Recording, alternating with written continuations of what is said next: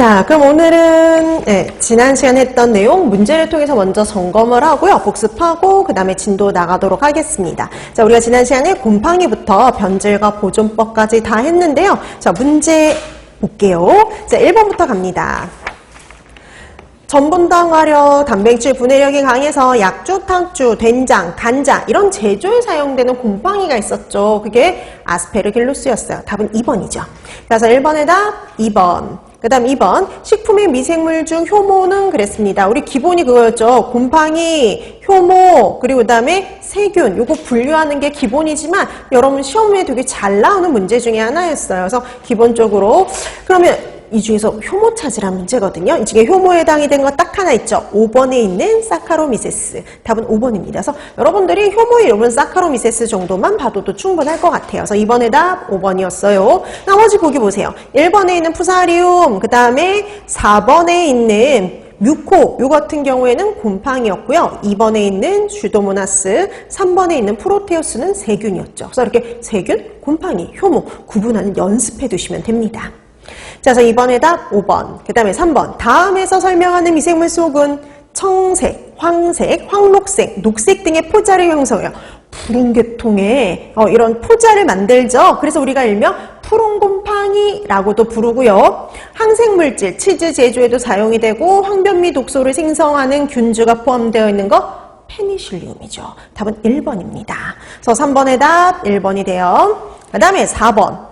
다음에서 설명하는 세균은 그랬습니다. 냉동식품의 분변 오염지표균이다. 그럼 정해져 있어요. 그래서 냉동식품의 분변 오염지표 장구균이었죠. 그럼 보기 중에서 장구균을 찾아야 되거든요. 답은 4번이죠. 엔테로코커스요. 엔테로 이렇게 붙어 있으면 장, 그 다음에 코코스 이렇게 끝나면 구균이니까요. 합치면 장구균. 답은 4번이 되죠. 실제 이렇게 비슷하게 해서 시험 문제가 출제가 됐었습니다. 그래서 4번의 답 4번이었어요. 그 다음에 5번. 다음에서 설명하는 세균은 그랬습니다. 식품의 오염지표균이래요. 오염지표균 중에 그람 음성의 호기성, 통성염기성, 무화포, 간균으로요. 유당을 보내서 산과 가스를 만들어낸다. 대장균 찾으라. 이 말이죠. 이렇게 대장균과 관련된 문제는 이 유형을 빼곤 다 한 번씩 나왔거든요. 그러니까 이런 유형이 나올 수가 있어요. 자, 이 중에 대장균 찾아라 그랬으니까 대장균 5번에 있죠. 에스케리키아 콜라이, 이콜라이입니다. 자, 그래서 5번에다 5번. 자, 그 다음 6번. 살균 소독법이에요. 자, 이 중에서 물리적인 방법. 우리 위생사 시험 문제에 또 단골로 나오는 게 물리적, 화학적, 이거 구분하는 문제인데 이 중에서 물리적인 방법 찾아라 그랬죠. 자, 이 중에 물리적인 거 1번. 자외선 살균입니다. 나머지 알코올, 크레졸, 오존, 생석회는요. 다 화학 소독제를 이용한 거니까 이거는 화학적인 방법들이에요. 자, 그래서 6번의 답 1번. 그리고 또 이 살균 소독법은 이렇게도 잘 나온다 그랬죠. 가열법과 비가열법 구분하는 문제에서 물리적, 화학적, 가열법, 비가열법 이거 구분하는 거 연습 좀 해두시면 됩니다.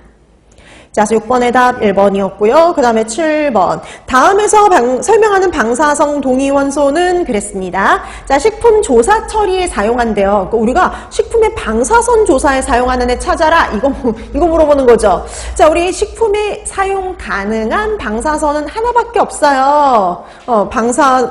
방사는 동위원소는 하나밖에 없어요. 코발트 60이었잖아요. 답은 5번이죠. 자, 그래서 7번의 답 5번. 작년에 이렇게 비슷하게 해서 시험 문제가 출제가 됐었습니다. 그래서 7번의 답 5번이 되겠고요. 그 다음에 8번. 우리 가열법 중에 하루에 한 번 100도씨에 30분씩 해서 3일간 실시하는 방법이 있었죠. 그래서 24시간 간격으로 해서 3일간 실시한다라고 해서 간헐멸균 이렇게 얘기를 했죠. 간헐적으로 가열한다 그래서 간헐멸균이었습니다. 그래서 8번의 답 2번이 되겠고요. 그 다음에 9번. 이 중에서 세균의 아포, 포자까지요. 사멸 가능한 방법 그랬습니다. 보기 중에요. 아포, 포자까지 사멸 가능한 거는요. 하나밖에 없어요. 1번이죠. 고압증기 멸균.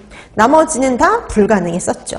자, 그래서 9번의 답 1번이 되겠고요. 그 다음에 10번. 방사선 살균법 중에 투과력이 가장 강한 방사선은 그랬습니다. 우리가 가장 강하기 때문에 얘를 이용한다 그랬는데 바로 감마선이었죠. 감마선입니다. 자, 그래서 10번의 답 3번이 되죠. 자, 그 다음에 11번. 자외선 살균법의 특징입니다. 옳은 거 그랬어요. 그럼 자외선 살균 그러면 얘만의 특징이 있었는데요. 자외선 살균에 대한 설명으로 옳은 거 4번이죠. 잔류 효과라는 게 없었어요. 자, 11번에